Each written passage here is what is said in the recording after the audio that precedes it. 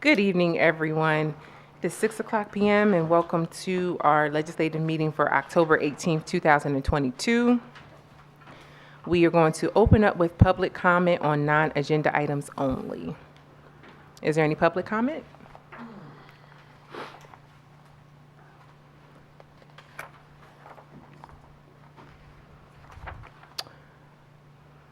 All right, no public comment. It's 6 o'clock p.m. and at this time we will call our legislative meeting to order. Madam Clerk, can you please call the roll? Dennis, Here. Buckingham, Here. Rivera, Here. Washington, Here. Walker. Here. And if you are able, please stand for the Pledge of Allegiance, followed by a moment of silence. I pledge allegiance to the flag of the United States of America and to the republic for which it stands, one nation, under God, indivisible, with liberty and justice for all.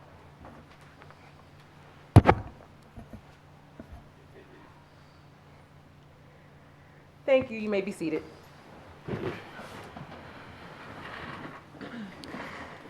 We will take action on previous meeting minutes from October 4th, 2022.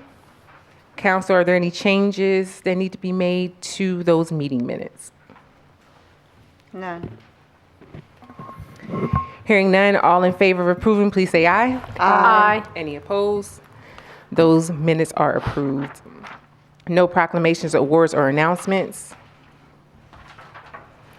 Our next council committee meeting is scheduled for Wednesday, October 26, 2022.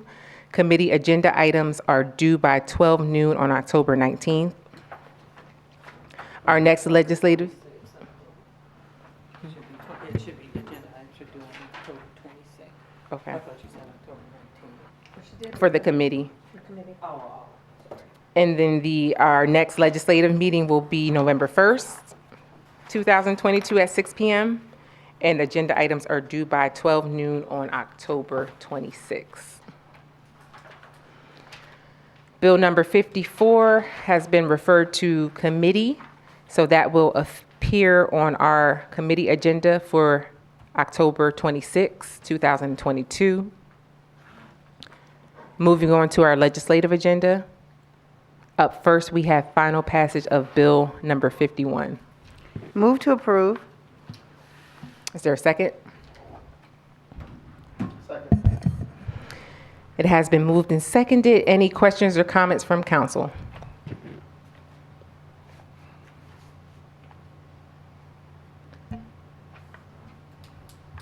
Any questions or comments from the public?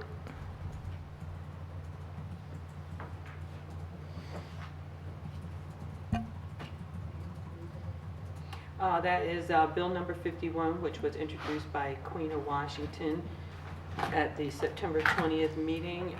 Bill amending the budget for economic development and redevelopment activities through the purchase of the redevelopment of the 28 parcels of land containing approximately 17.3 acres, commonly known as the Densifly West College Avenue campus, in the amount of $5 million. No comments from council, no comments from the public. Madam Clerk, can you please call the roll? Okay. Dennis, No. Buckingham, No. Rivera, Yes. Washington, No. Walker. No. That bill fails. Moving on to final passage of Bill number 53. Move to approve. Is there a second? Second. And that is bill number 53, which was introduced by Felicia Dennis at the October 4th meeting of council. And that is a bill amending the fiscal year 2022 budget for the Bureau of Highway and Public Works for the recent sale of a dumpster truck in the amount of $130,984, and economic and community development for local sourcing initiative in the amount of $25,000. It has been moved and seconded. Any questions or comments from council? No. Any questions or comments from the public? Madam Clerk, can you please call the roll? Dennis, Yes. Buckingham, Yes. Rivera. Yes. Washington. Yes. Walker. Yes. And that is so ordered. Up next, we have final passage of Bill number 55. Move to approve. Is there a second? Second. And that was Bill number 55, which was introduced by Lou Rivera at the October 4th meeting of council as amending Article 1728 Vacant Property Review Committee to update the definition of blighted property to make it consistent with state law and to increase terms of committee members. It has been moved and seconded. Any questions or comments from council? No. Any questions or comments from the public? Madam Clerk, can you please call the roll? Let's see here, and that is Dennis, Yes. Buckingham, Yes. Rivera. Yes. Washington. Yes. Walker. Yes. That is so ordered. Moving on to new business. Introduction of Bill number 56. So introduced. Bill number 56, introduced by Felicia Dennis, a bill amending fiscal year 2022 budget for public works to fund removal of the Bascule Gate Dam located on the Cadores in the amount of $500,000, and that is using ARPA funds. Moving on to introduction of Bill number 57. So introduced. Bill number 57, introduced by Queen of Washington, a bill amending the budget for permits and inspections to fund the unexpended additional costs to the emergency demolition of 38 East South Street in the amount of $59,300. And that is another introduction, so it will sit. Moving on to items for consideration of consent agenda. Is there a motion to proceed with a consent agenda for items 6 through 11? So moved. Is there a second? Second. All in favor, please say aye. Aye. Any opposed? Council, please review items 6. And Is then it still 8 through 11, yes. Okay. Agenda item number 7 was pulled from the agenda because it didn't meet the threshold of the amount that required council's approval. I'm sorry. Can you repeat that? Sure, the agenda item number 7 was Okay. pulled because the amount of the contract was less than the threshold required for council to approve. Okay. So it was less than, the amount of the contract was less than 0.10% of the general fund, so it didn't require council approval. Thank you. Thank you. So council, please review item 6 and items 8 through 11. If there are any items that you would like to pull, please share.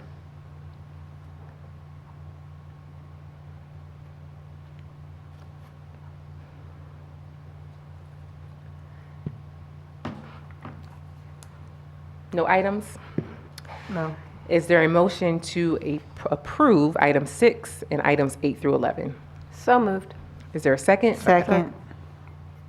Any questions or comments from council No. for those items? I would just ask for, I see Miss Monica back there. Can you just talk a bit about this resolution for the $6 million?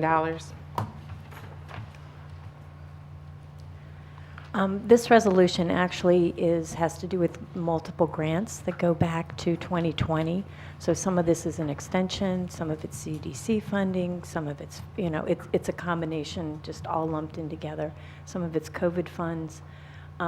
This isn't discretionary funds that we have to spend. We don't have a budget yet for some of these monies yet because each one of these is a separate grant.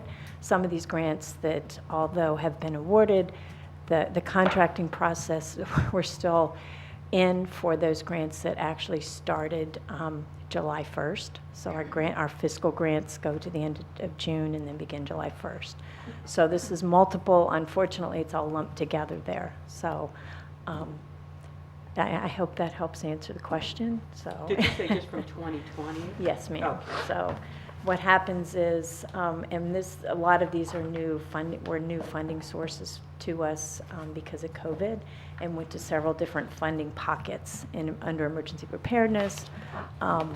So some of it is CARES Act, but none of this, it's dissimilar to ARPA funds in that we don't have as much discretion to spend, and some of this we may or may not even be able to spend because of the strict guidance we've been given. And every time we go to purchase things or do things, we always reach back out to the project officer because there isn't clear guidance, so we make sure before we spend any money that it will be reimbursed for whatever besides salaries. Can I ask a question? Does that help? And it probably has somewhat to do with this, and it probably doesn't, but I'm going to ask it anyway. How are we looking with our hiring? We were fortunate to hire an emergency preparedness person who just boarded less than a month ago. We are still in dire need of nurses. I have at least 2 full-time positions open. So although the residency requirement was lifted, the struggle we have and have had for years is our inability to provide competitive salaries. Specifically, I can speak to nursing. The nurses that we have could make anywhere to 2 to 3 times more what they're making with us. Some of that has to do, we have the capacity to pay a little bit more, but we also have to work within the confines of what the city will allow us to spend. In other words, we are grant funded, and grants will allow us a certain amount of leeway each time we renew our grants to increase those salaries. We haven't maxed out on what we can pay through our funding sources, through the state and through the CDC. So we have to work within the city structure, and the city structure, even if we could pay more, has not permitted us to do that. I've been in the process of working on this for quite a while, even before my current position, and it's not just the Health Bureau. When I say we need to take care of our employees, it's across the board. I don't speak just for the Health Bureau employees. I speak to the city employees at large.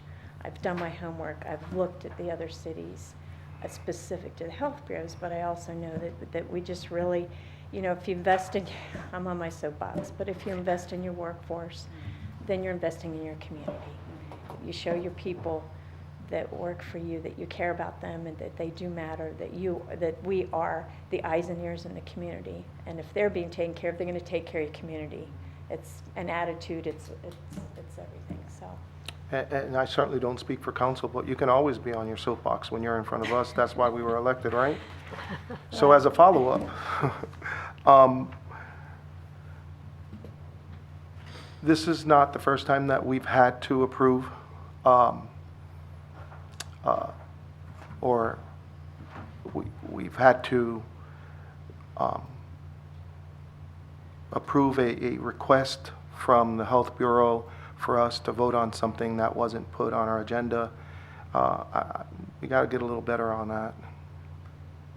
I now know there was some reasoning why, but I'm not sure I follow if there was a question here, or I'm not sure I'm just saying that, go ahead. You were going to say something, Sandy?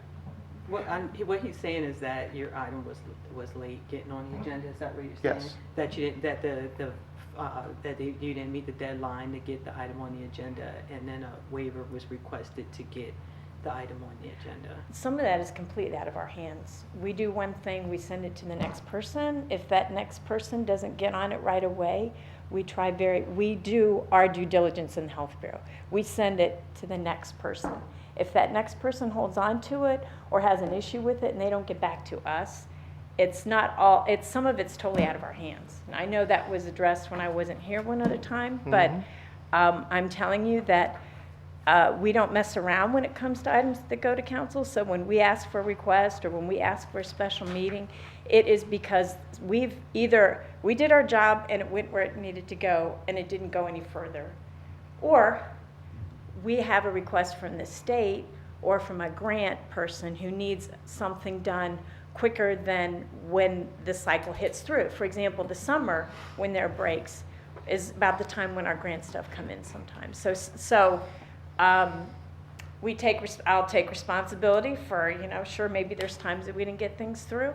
There are a lot of things at play. There are a lot of things that aren't really clear sometimes as to what the policies and procedures are. The issue is that when, and I don't mean to cut you off, And my I'm apologies. not even sure this is part of No, parliamentary but- procedure Well, here. Why am I up here? Who said it isn't? All of us. I mean, But it's if there's an issue, or question, I'd be happy to, discuss that offline, but I don't know as though this is the right forum to discuss this. I believe it is. Well, I mean, it's talking about the actual resolution. So is there an issue with the resolution, or? There's no issue, the issue is it was requested of us to vote on it when it wasn't put on our actual agenda. We've had this conversation before. Whether it's your fault or not, I'm bringing it to your attention. Because what happens is if council would have decided not to put this on the agenda, then we look like the bad guys. And we're not. So if it's not your fault, then we'll have to address it with whoever's responsibility it is to make sure that it gets on our agenda on a timely manner, that's all. Okay, well, I honestly will have to go back and look at the succession of things that happened, because I can't tell you where it fell apart. Okay, well, it wasn't you. Okay. Any other questions or comments from council? Any questions or comments from the public? Madam Clerk, can you please call the roll for items 6 and items 8 through 11? All in favor, say yes. Yes. Opposed, no. That is so ordered. No request for future meetings? Any council comment?